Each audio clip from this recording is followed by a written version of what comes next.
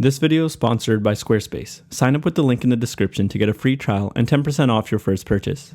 Hey guys, I'm giving away some Freedom and Thought t-shirts. If you want to enter to win one, just follow me on Twitter or Instagram and reply to one of these posts with your shirt size. I have sizes ranging from small to XXL. The winners will be chosen by next week.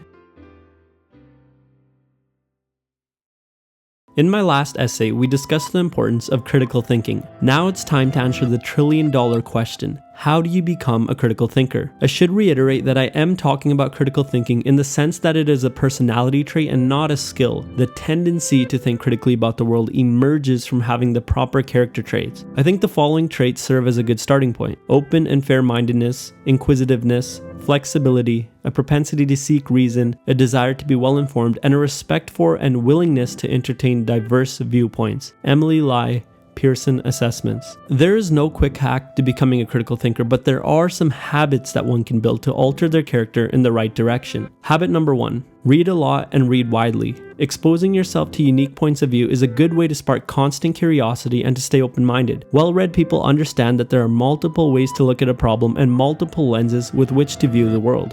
Habit number 2. Don't jump to conclusions. A good critical thinker has built up the habit of not jumping to conclusions, especially in the absence of data. They only make a judgment once they've studied a topic in some depth and can justify their position with sound reasoning.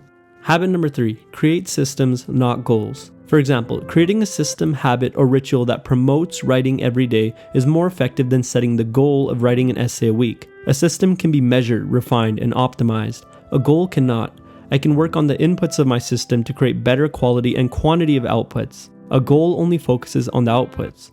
To improve the quality of my writing, I created a checklist that I can run through after completing each essay. Every time I use my system, I create better essays. With every essay I finish, I go back and refine my system. It's a feedback loop that can be measured and improved. Habit number 4. Argue with yourself. Great thinkers routinely and intelligently try to counter their own arguments. They go back and forth until only the most rational and strongest argument exists based on the knowledge they have. This is also the mission of any good scientist. The scientist tries to prove themselves wrong, not right. When they continually fail to do so, it's very likely that only the truth remains. Habit number 5. Be willing to change your opinion. Be unattached to information. Have the willingness to change an opinion in the face of better data. Habit number 6. Write. Writing is thinking. The better we get at writing, the better we get at thinking. Writing also helps us separate what we actually know from what we think we know. Habit number 7. Seek adversity. This one is controversial, but I believe it's the most powerful. The main reason schools fail to teach critical thinking is because they don't create the optimal environment to foster the correct character traits. Schools are overly standardized and structured. The rules are very rigid. Once students understand the rules, school becomes a game. Once they've established a game strategy that works, they can play the game very passively and get by. Most students quickly learn the bare minimum amount of effort required to get a job, and then they have no incentive to work harder and to think actively. But if you take them out of that game, if you break the immersion, they are now forced to think critically. In adversity, they learn to create new rules and break old ones. They have to, because it's either do or die.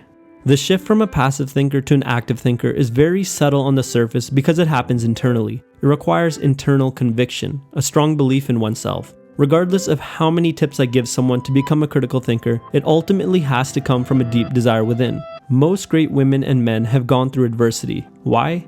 Because adversity generates a lot of internal conviction. This internal conviction drives them and constantly shifts them into active modes of thinking. Instead of living defensively, they attack life with ferocity. They know they're going to die one day. Time is running out. They don't know when that day will come, so they attack life. They race against death because they have a purpose to fulfill.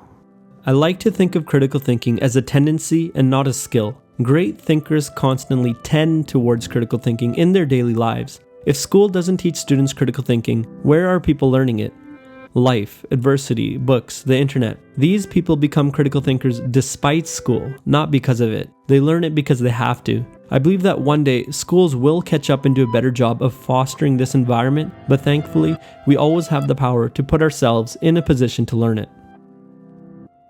Thanks to Squarespace, anyone who clicks the link in the description will get a free trial and 10% off their first purchase. Squarespace allows you to make beautiful websites with their all-in-one platform. You don't need to know any coding at all to get started, and they have beautiful, award-winning templates. When I first started Freedom in Thought, it began as a blog for engineering students, and the platform I used to set up that blog was Squarespace. They made it easy for me to get a good-looking website up and just get started with the writing and publishing. I now use them to run 3 of my websites: Engineering Worth for engineering students, Freedom in Thought, and my own personal and professional website. Whether you're a musician, designer, entrepreneur, or student, a good professional website is a must, and Squarespace can help you set one up easily. Again, click the link in the description to get a free trial and 10% off your first purchase. As always, thanks for watching, and I'll see you next time.